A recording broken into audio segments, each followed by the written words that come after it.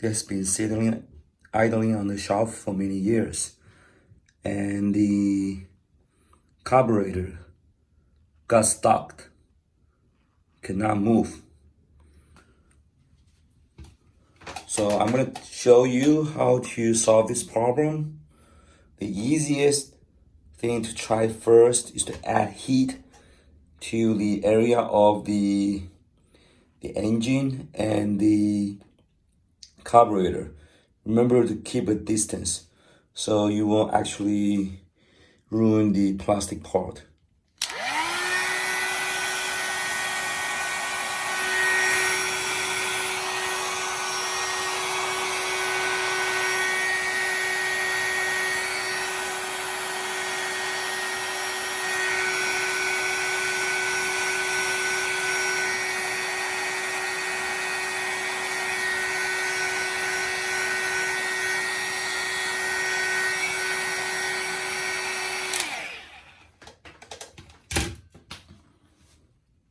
Try to remove this